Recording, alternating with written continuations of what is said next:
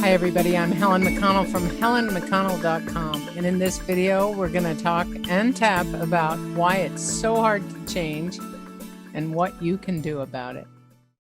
Change is inevitable. Everything is always changing. Your hair and nails are growing, the earth is spinning at about 1,000 miles an hour. The planets are revolving around the sun. The universe is expanding. Yes, the universe is expanding in this outward spiral-like growth that is mimicked by all of nature, and we are a part of nature and the universe. When you contemplate the infinite power of the expanding universe, you begin to realize that you will be drawn outward and expansively, even if you do nothing. Well, you know this is true because you grew from a baby to an adult without even trying. To resist change and growth makes no sense from a logical standpoint. It's a waste of your vital energy. And yet, as humans, we mostly resist change. Even when we want to change and grow and create, most of us resist. It's the most common and frustrating problem for people. Tapping can really help.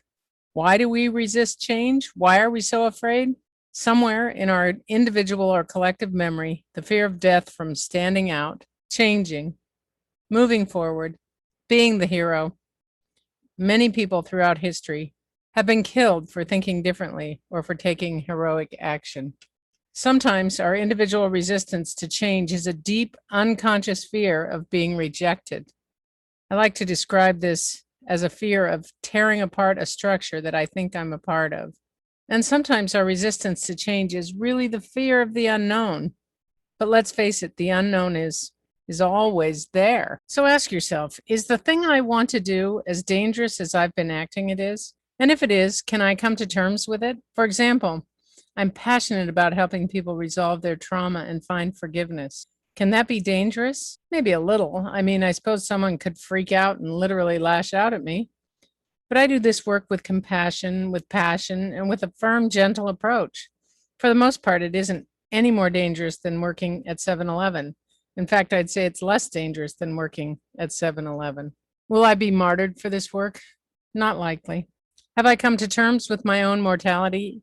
Yes. Am I willing to take the perceived risk in order to do the work? Yes.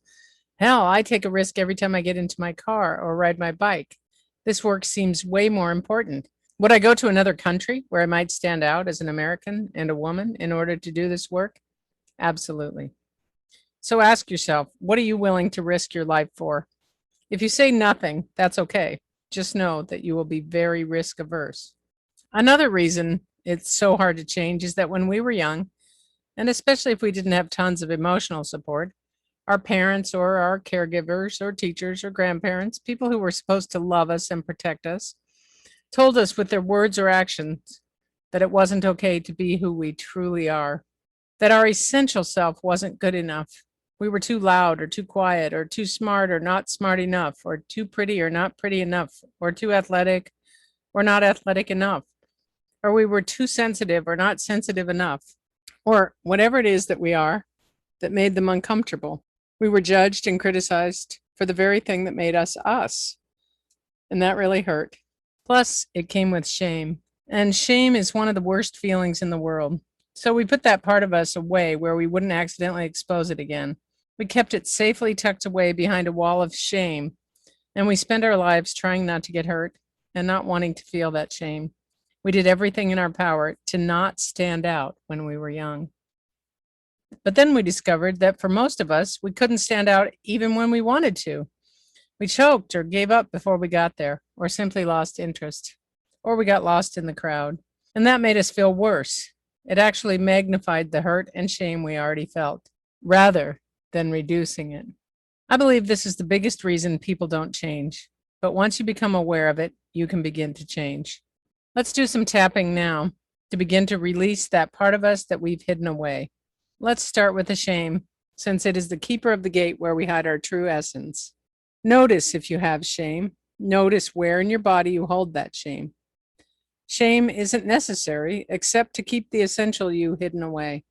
I promise that as you discover and embrace the essential you, people will still like you, maybe more than they do now. You'll begin to learn to express yourself. You'll be happier, more fulfilled, and more whole. It takes practice. So let's start now. Really feel into the shame. How intense is it on a scale of 1 to 10? Note the number. And now let's do some tapping. We're going to tap on the side of the hand and say, even though I carry this shame, I love and accept myself.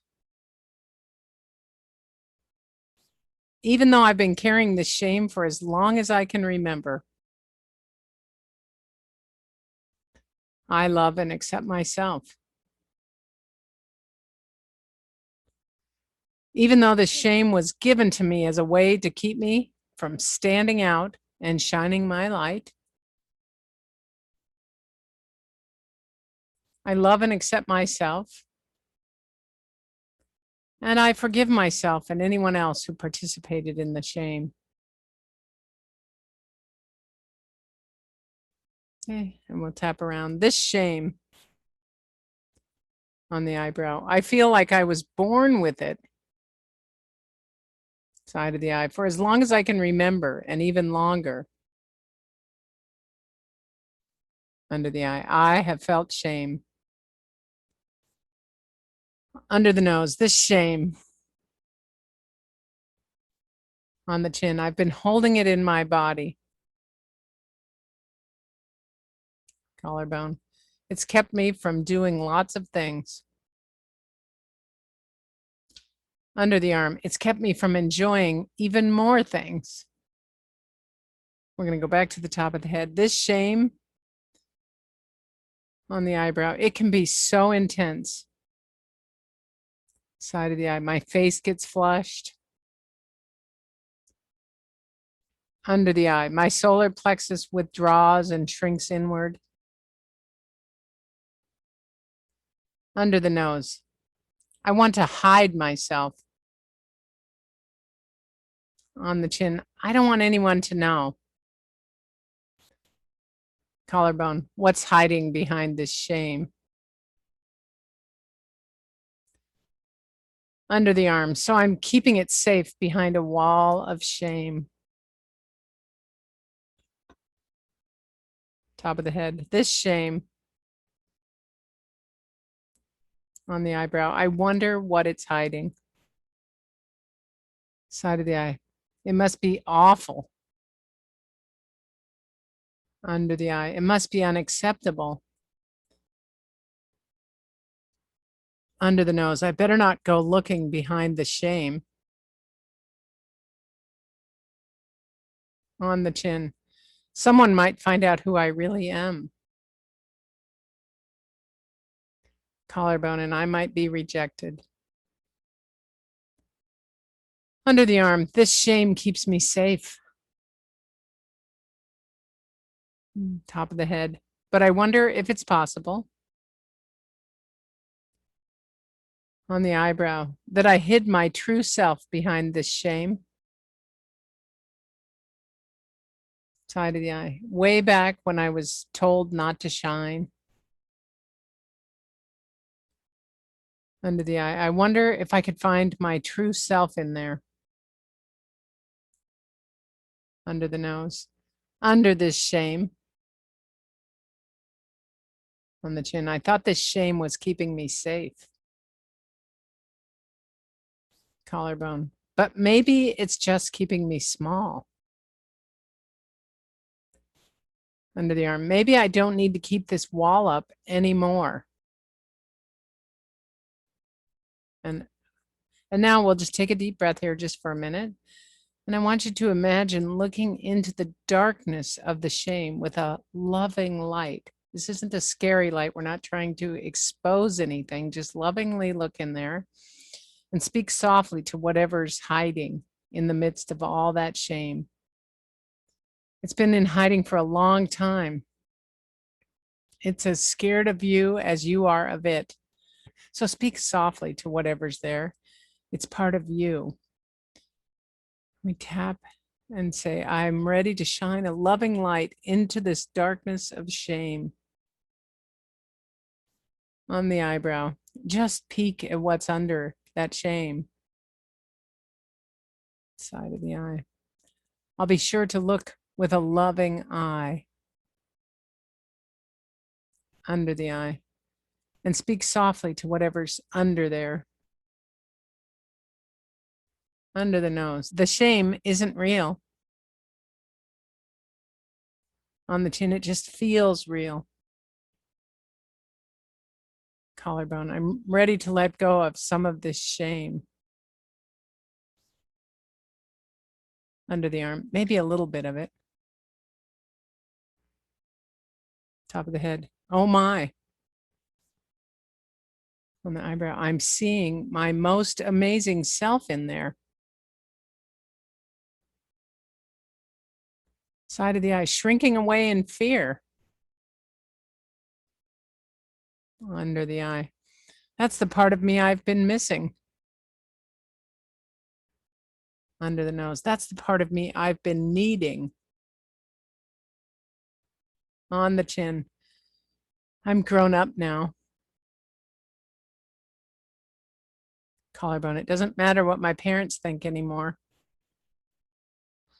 Under the arm. My courage is in there too.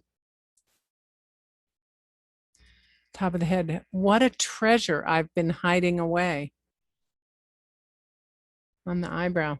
It's time to unearth it and share it with the world. Side of the eye. I forgive myself for hiding this away for so long. Under the eye. I didn't know any better. Under the nose. I'm excited to bring my essential treasure to the surface.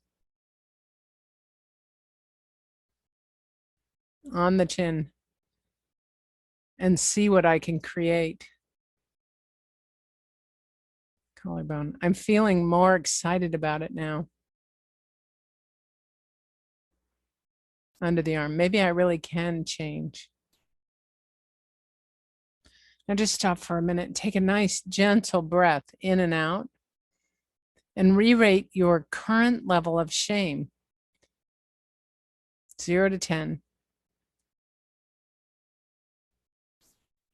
You can use this whole tapping script again. You can just rewind to the tapping and do it again and see if you can bring that shame level down.